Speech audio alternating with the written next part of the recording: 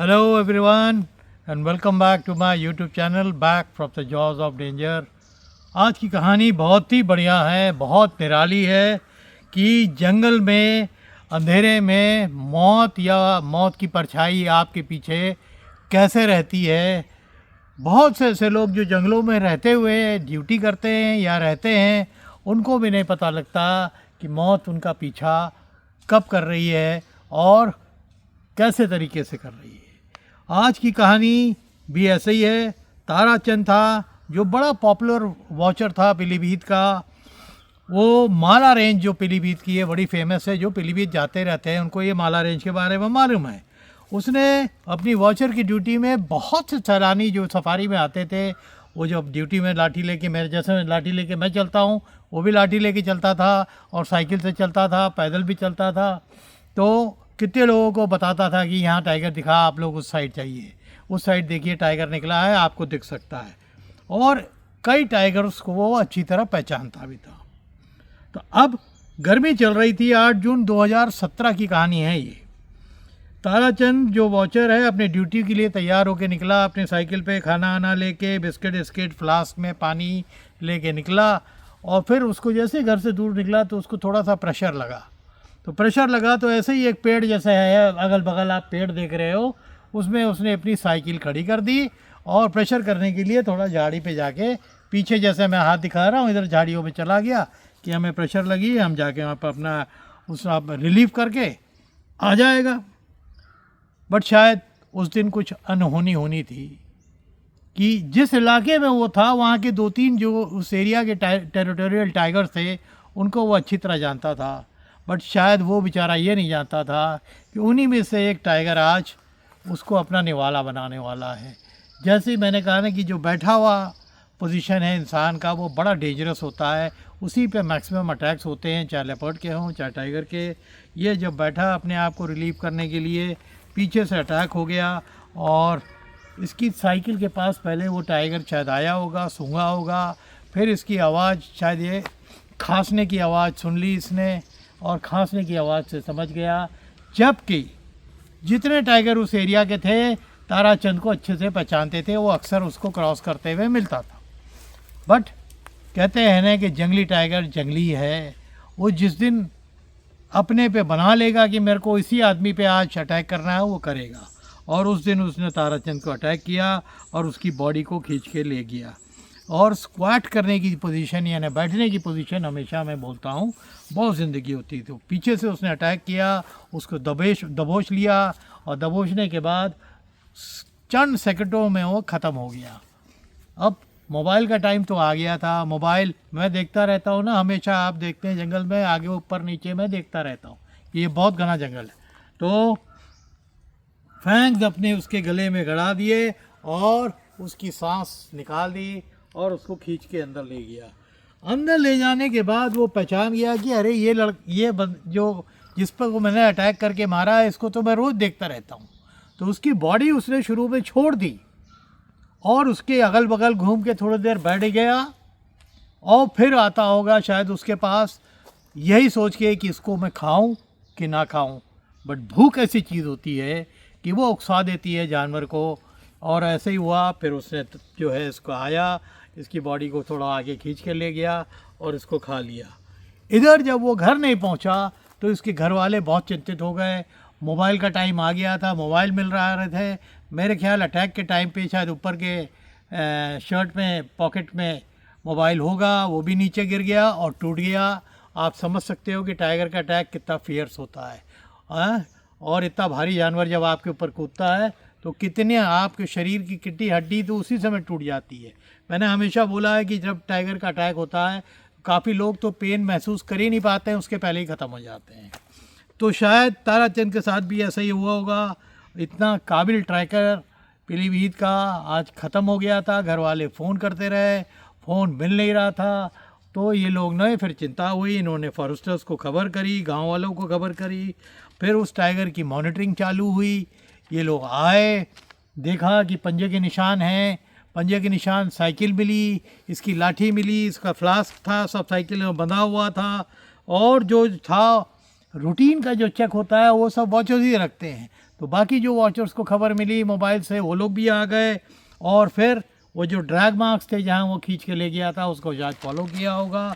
पर तब तक ताराचंद की बॉडी से काफ़ी मांस उस टाइगर ने खा लिया। इधर डीएफओ को भी खबर हो गई थी, वो भी आ गए। लाश देखकर ये पता लग रहा था कि ताराचंद को जिस भी टाइगर ने मारा है वो पग मार्क्स दिख तो रहे थे, बट ऐसा लग रहा था कि मारने के बाद उसके गोल गोल गोल गोल इर्द गिर्द वो घूम रहा था।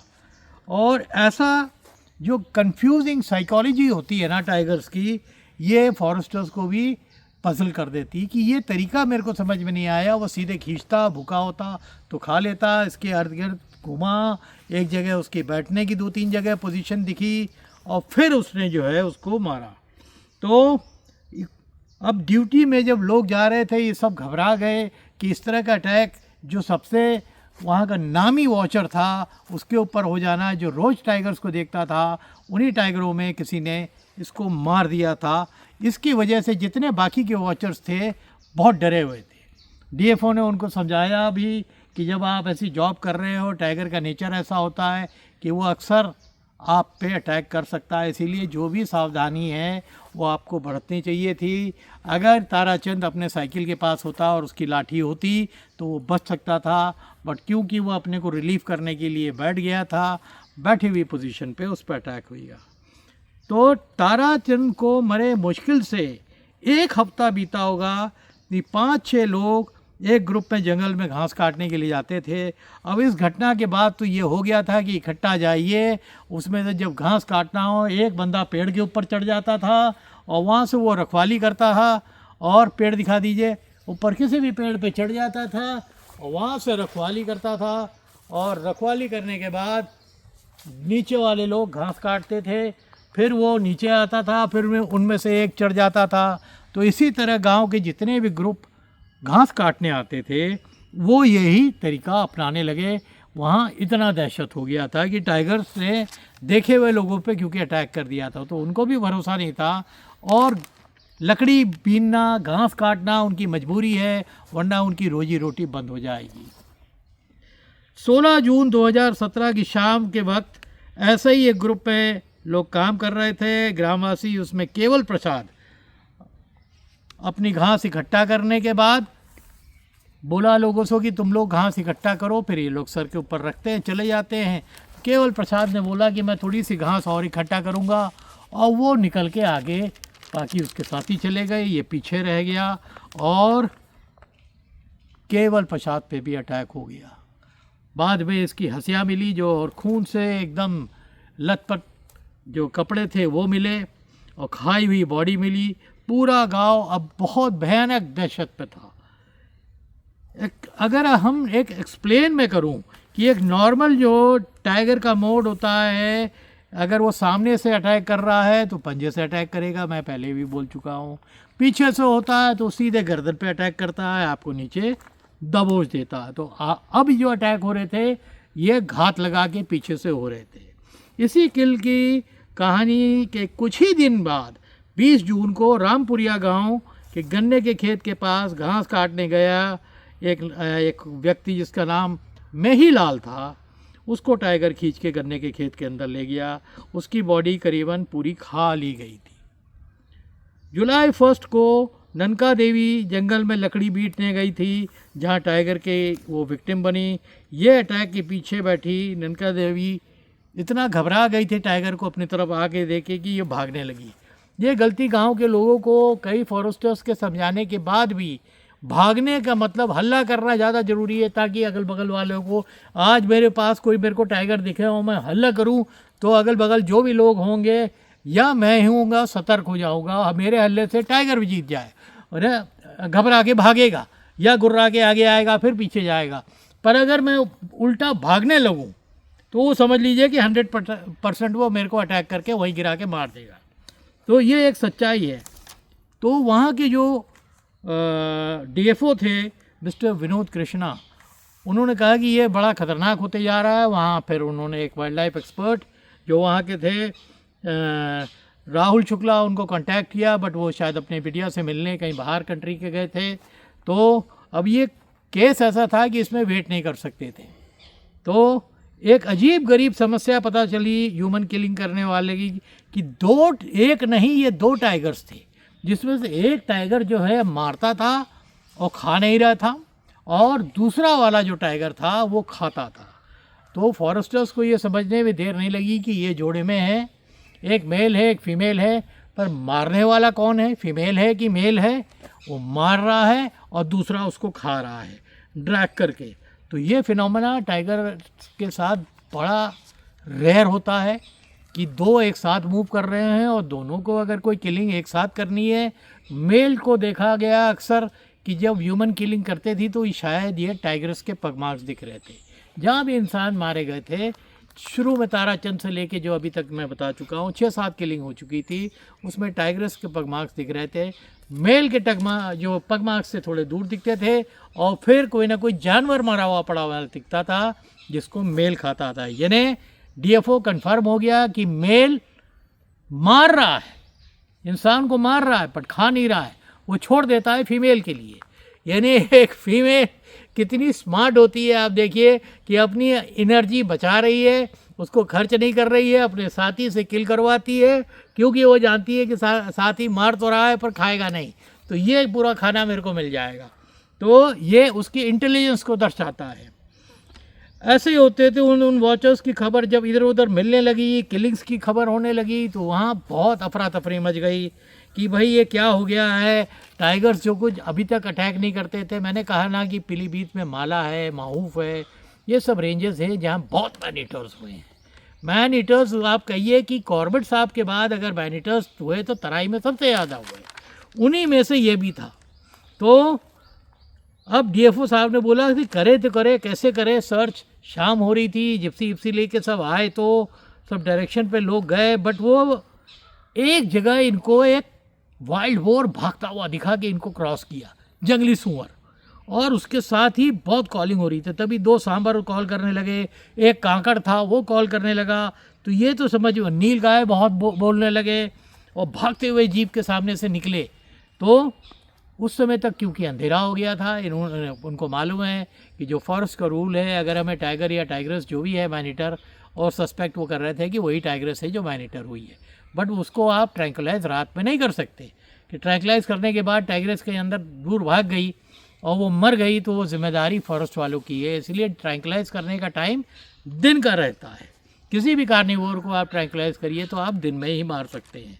तो इतना इंडिकेशन, इतना पीछा, उसके पगमार्क्स, उसकी कहीं झाड़ियों में किस जो साथ में वॉचर्स और जीप में गए थे उन्होंने उसको देखा भी था। और जब एक टाइग्रेस या टाइगर मैनीटर हो जाता है, उसका इंसानों की तरफ देखने का एक तरीका बहुत बदल जाता है, और वही तरीका वो बदला हुआ लग रहा था। ये लोग देख भी रहे थे, बट रात की वजह से उस दिन उनको गिव अप करना पड़ा और वापस जाना पड़ा। हेडलाइट सब बंद कर दी, और ये जो टाइग्रेस थी उस दिन ट्रैंकुलाइज नहीं हो पाई।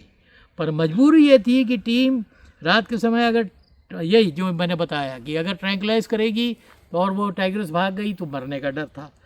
तो ह्यूमन किलिंग करने के बावजूद उसको ये लोग मार नहीं पा रहे थे। तो तय ये हुआ कि अगले दिन हम लोग जाएंगे और देखेंगे कि ये कहाँ मिलती है। फिर उसी स्पॉट पे नेक्स्ट मॉर्निंग आए, इनको बहुत पंजों के निशान दिखे, उसमें मेल के भी थे और फीमेल के भी थे। तो ये लोग फिर कंफ्यूज हो गए।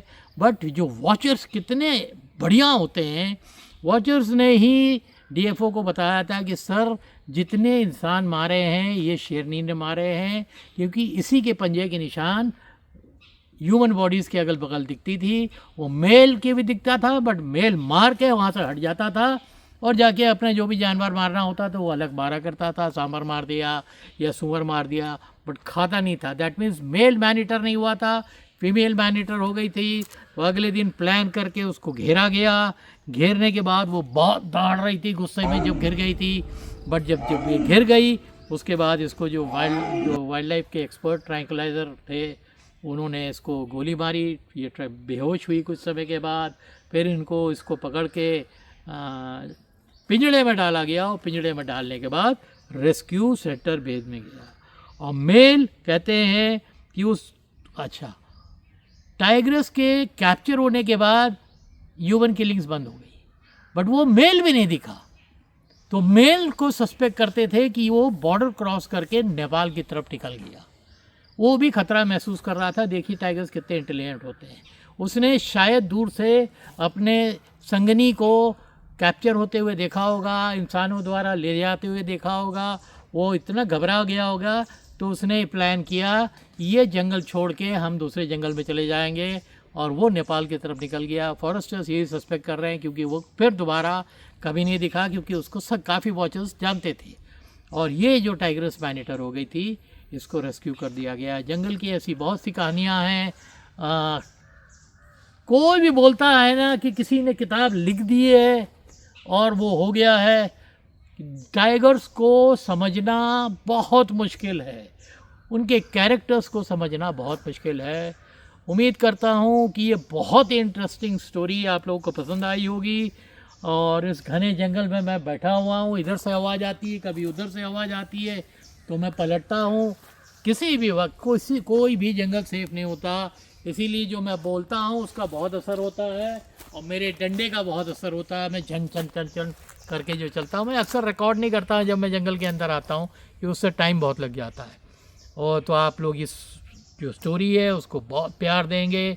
अगर प्यार देंगे तो उसको कमेंट करिए, स्टोरी के ऊपर कमेंट करिए, और लोगों को भेजिए, शेयर करिए, और हमारे चैनल को सब्सक्राइब करते रहें नए नए लोग, ताकि और इंटरेस्टिंग स्टोरीज़ मैं देख सकूं। Thank you.